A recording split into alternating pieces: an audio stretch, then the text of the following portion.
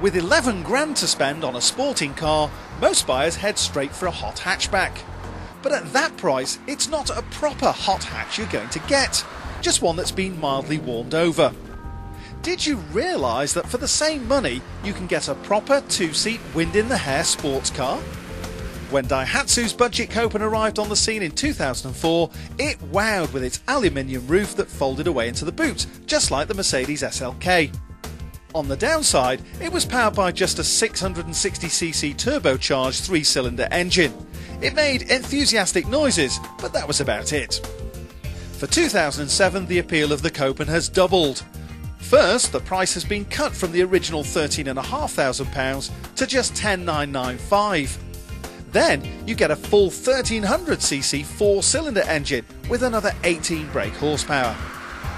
In most circumstances, even 86 brake horsepower wouldn't sound like anything near enough. But as with all things Copen, you need to recalibrate your sense of perspective. Even with the bigger motor, it still only weighs 850 kilograms, which is less than a basic Ford car. That means better performance than a sport car, with 62 miles per hour coming up in a reasonable 9.5 seconds. Whizzing along in something so small, so close to the ground and so very bumpy gives you the impression it's much quicker. The Copen comes on tyres so narrow that Colin Chapman would have been proud.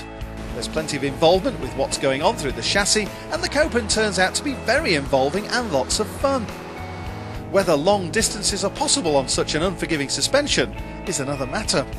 Or when the roof rattles so much. It takes just 20 seconds to go through the motions once you've released the catches, but don't expect any boot space when it's open.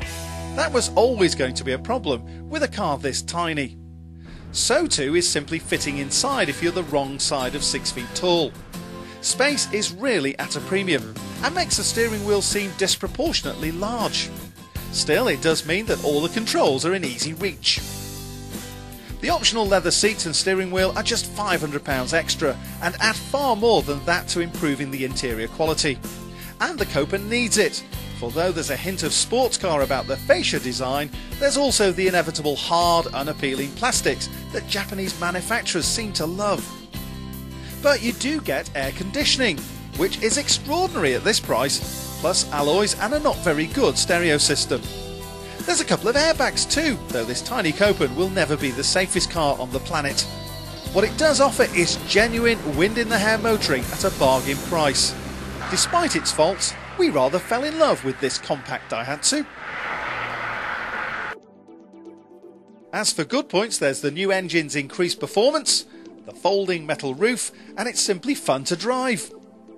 As for bad points, there's that lack of boot space, it's a bumpy ride, and the quality of interior plastics and rattles from the roof.